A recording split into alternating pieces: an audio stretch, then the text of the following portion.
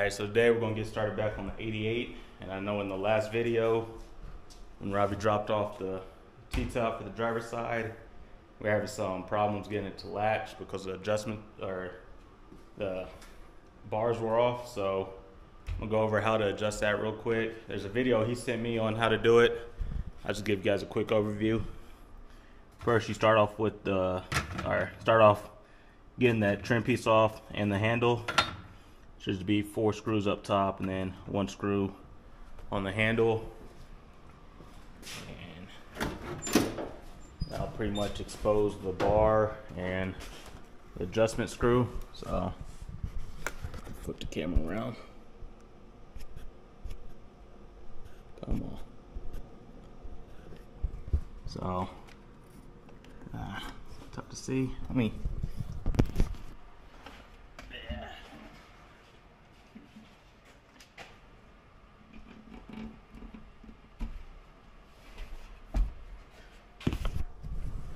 There we go. Flip it around that way. So you see the bar here where the handle goes, and there's just 2 bolts on each side for the adjustments. So loosen those up, move it up or down however you need to, and then tighten it back up. I know the guy in the video he sent me did like the dollar bill test. So he took $1, put it in between the T-top and the sill, and tried to yank it out. And when there's like nice and snug, that's when he left it there. This one's missing a trim piece here, so I won't get it too snug because once that goes on, you probably have to readjust it anyway. But just want to go over that nice and simple. We'll get this adjusted first to the point where it's able to lock. I know this side has to come down, come down slightly. I think the back was good, but we'll see. After that, I plan on coming out with the sander, just roughing up the whole floor, and then throwing the epoxy on it. Actually, I have the epoxy sitting inside because it's a little cold out. Got a little space here going, so you don't want to do it too cold. I think the one I got says 50 degrees, which is just under there right now. If I would have got the professional one that I did on mine, it's the same brand, just different temperature ranges. I think the one I use on mine could go down to like 32 degrees to apply it. So that's why I have a little spacer going on. It'll warm up a little bit throughout the day, so it should raise the temperature up enough to be able to knock the enamel part out. Once the enamel's on, I think I'm going to come back and finish up with the trunk. It's just some minor stuff I have to do back here. I've already had a couple people hit me up trying to see the price on it and everything. I'm not too sure yet, but like I said, I am going to run to the store, get either poster board or 1/4-inch plywood and cut it out on that just to have the template. So if I do need to build a couple of them in the future, I'll be able to swap all that out. But yeah, let me get the T-top adjusted and then throw on a mask, start sanding down the floor and brushing on the enamel, and I'll cut you guys on after that. Alright, so I probably should have cut the camera on a little while ago, because Ravi just stopped by and picked up some stuff. So we were talking about the cars a little bit and just going over the trunk enclosure, what I've done to it so far. So I'll go over a list of the stuff I did today. So I got this back part all knocked out. But I think what I'm going to do, like I'll put the little notch in here. I think I'm going to have like a little metal brace or bracket, kind of like that. And put 2 little slots on each side, so that way it can slide into place and locks into place a little bit. But the whole enclosure holds itself in. Nothing's mounted to the body on this one besides 2 brackets for the sub. But as far as the trunk enclosure, everything holds everything into place.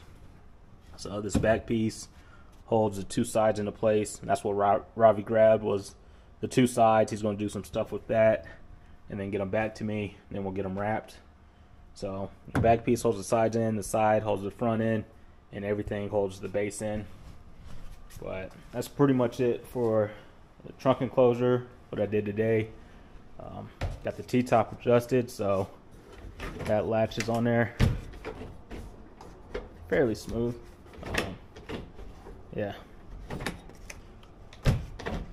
Nice and easy. Did get the floor coated, so I sanded that down, got all the surface rust off, primed it, threw the enamel down. Now you can see all the brush strokes, but it's going to get covered up anyway. Just want to add a little bit of level of protection on it. So next, like I said, Ravi just left, so he's going over the stuff he has coming. We'll get a little bit more sound deadening in there, do the floor in there. He has the bucket for the headlight coming, so we'll get that knocked out of the way. He came over, he's like, looking for something to do. I'm like, I got you, man, I got you. And then the lens for the license plate lights, he has those also. So those will get here probably sometime this week. Other than that, what I have on my list for the 88 is pretty much all wrapped up. And then we'll see what else we have coming to the channel after this one leaves. I know I've had a couple people hit me up about trunk enclosures. There's one guy hit me up the other day.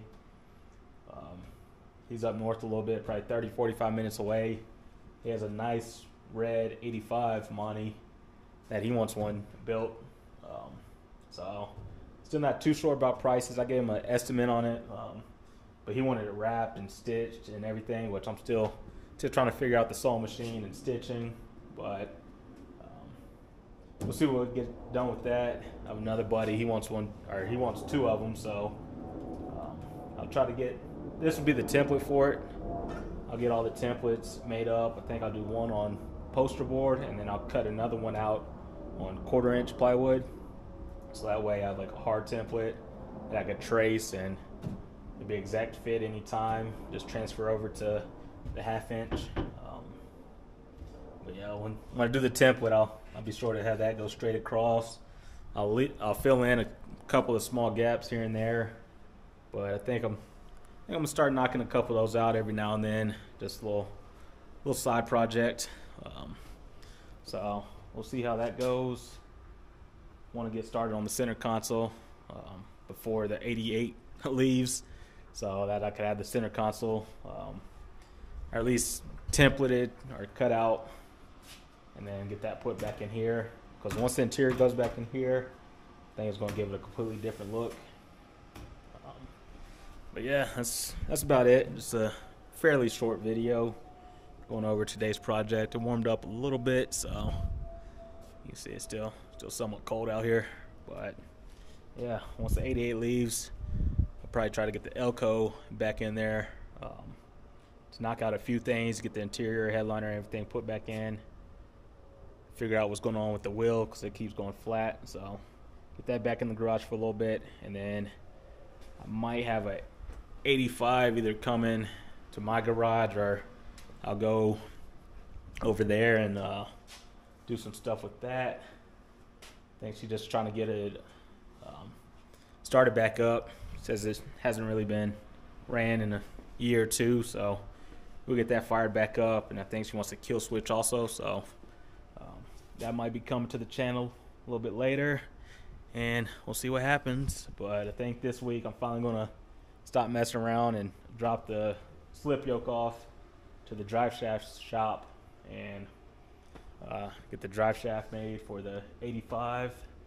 Once that's made, it'll be, I won't say next, but once the drive shaft is on and I'm knocking out the brakes, the center console, and it'll be close. It'll be close, but once everything's running, I don't care if there's a little bit of snow on the ground, I'll get it out.